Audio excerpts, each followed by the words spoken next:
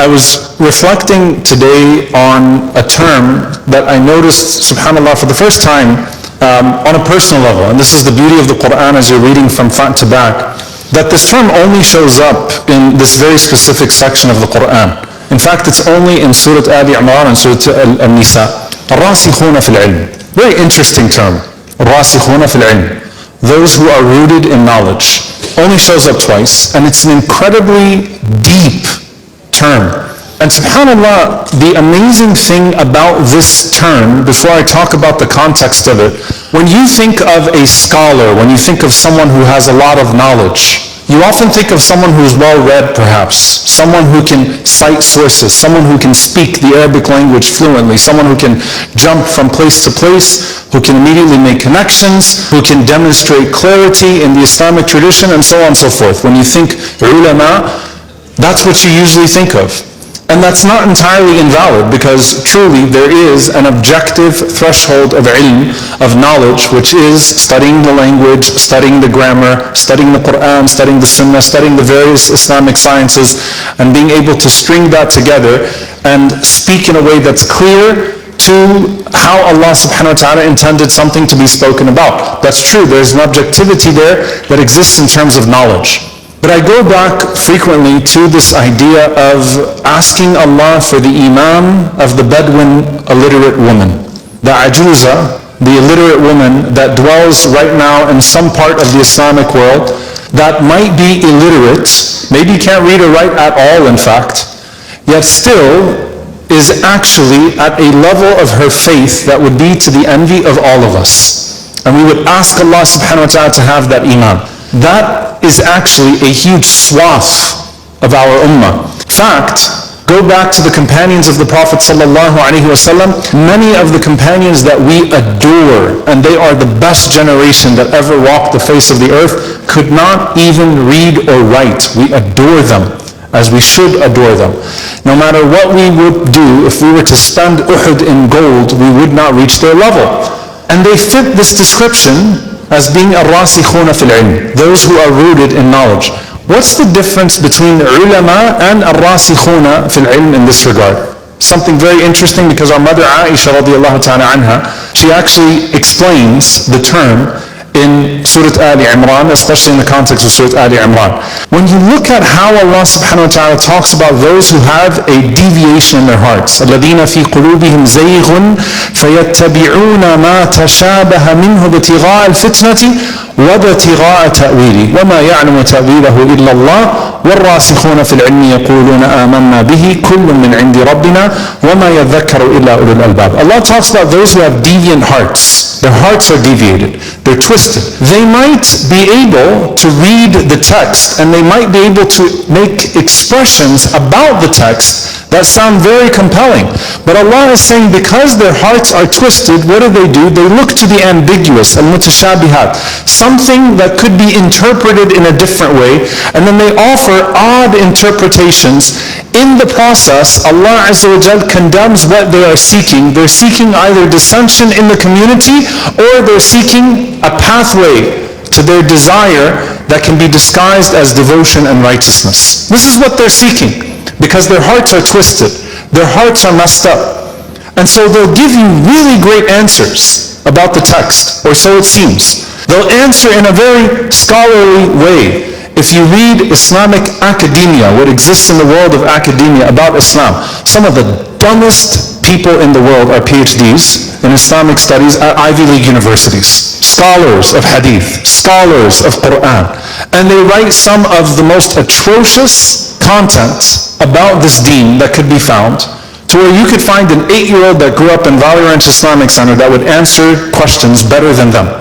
But they speak in a way that conveys knowledge, a vehicle of knowledge.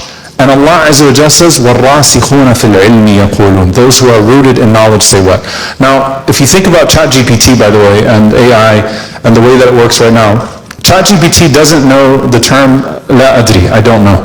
Refuses to tell you that. In fact, if you tell ChatGPT or you tell these large learning models, give me an ayah that speaks to this, if it doesn't have the ayah, it'll make one up for you. That's why we now have scandals of like Muslim councils that put out statements and khutbah templates that have fake ayat of the Quran, because ChatGPT can't say la adri wallahu a'lam. It's a people pleaser. It has to make you happy. It'll make up an ayah for you. Whatever you need, I'll give it to you. Whatever you're seeking, I'll give it to you. Who are ar-rasikhuna fil ilm? Those who are rooted in firm knowledge. Allah subhanahu wa ta'ala actually praises them for admitting their limitation of knowledge. Allah calls them knowledgeable precisely because they admit their limitations in knowledge. وَالرَّاسِخُونَ فِي الْعِلْمِ يَقُولُونَ آمَنَّا بِهِ. We believe in it, كُلٌّ مِّنْ عِنْدِ رَبِّنَا. All of it is from our Lord. Aisha radiallahu ta'ala anha, our mother, she says that الرَّاسِخُونَ فِي الْعِلْمِ are those who believe in مُتَشَابِهِ وَمُحْكَمِهِ. The ambiguous and the unambiguous, and they default to whatever Allah subhanahu wa ta'ala meant by it and whatever Allah azza wa jalla intended by it. We believe in it as the Prophet ﷺ taught us to believe in it. If we don't know, that's our limitation. But the methodology of Abu Bakr as-Siddiq radiallahu ta'ala anhu, كَانَ قَالَهَا فَقَدْ صَدَقَ. If he said it sallallahu alayhi wa sallam, then he's telling the truth. I don't understand it yet, but if he said it, he's telling the truth. The end of Surah Al-Baqarah, before we come into Ali Imran, آمَنَ الرَّسُولُ بِمَا أُنزِلَ إِلَيْهِ مِنْ رَبِّهِ وَالْمُؤْمِنُونَ. The Prophet ﷺ believes in what was revealed to him, and the believers believe as well. كُلٌّ آمَنَ بِاللَّهِ وَمَلَائِكَتِهِ وَكُتُبِهِ وَرُسُلِهِ. We're being asked or being commanded to follow the way of Abu Bakr radiallahu ta'ala anhu and say, we believe. We believe in it all from Allah subhanahu wa ta'ala. If I don't understand it, that's my limitation. And that gives you an understanding of La adri nisful ilm. As Imam al-Sha'bi rahimahullah said, I don't know is half of knowledge. Being able to say I don't know is half of knowledge. And it comes off as embarrassing sometimes to not know. I don't know, I can't give an interpretation. Especially, by the way, the people that are most prone to this, subhanAllah, when you read in the tafsir, are not people who don't speak the language. It's actually mostly al-Arab. You know why? Because if you speak the language, then you can easily make up some explanation about, no, it means this and it means that and it means this and it means that, and start giving a deviant interpretation on the ayah. You're actually more prone to it if you understand the language, if you have bad intentions. When someone has bad intentions and they want to come off as smart and educated and they want to come off as knowing the religion, that's when they become prone to the weirdest and most bizarre interpretations of the religion. And the minute that you start to speak about the book of Allah without knowledge is the minute that you put yourself as a representative of Allah subhanahu wa ta'ala without right. The minute that you deviate from that. And so don't be like ChatGPT and make stuff up because you want to sound intelligent. Or I don't understand this and this makes more sense to me. Or I don't want to accept your interpretation because it's too simplistic. I don't want to, no, I think it means this and I think it means that. And look, this verse says this, it must mean that and it must mean this. Know your lane. Stay in your lane, O believer. وَالرَّاسِخُونَ فِي الْعِلْمِ يَقُولُونَ آمَنَّا بِهِ. I believe in it. كُلٌّ مِّنْ عِنْدِ رَبِّنَا. It's all from my Lord. I believe in what I understand and what I don't understand because I know that Al-Alim, the most knowledgeable, the all-knowledgeable, is the one who revealed it. I'm good with it. The first place I go is, what did the Prophet ﷺ say about it?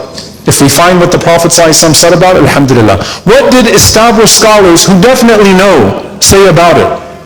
I default to that. And I say this, sounds so simplistic. La adri nisful ilm. I don't know is half of knowledge. I say this wallahi because in Ramadan you're renewing faith, and crushing the ego is not always just taking it from somebody when they insult you or agitate you. Sometimes crushing the ego is also the intellectual ego, right? Where you start to think that you're something you're not, and you start to opine where Allah Azza wa Jal has not given you the right to express your opinion. Know your lane and say, I don't get it yet, I don't understand, but I believe. Because the Prophet ﷺ said so. I reached my time. Jazakumullahu khairan. May Allah Azza wa Jal make us from الراسخون في العلم. Allahumma ameen.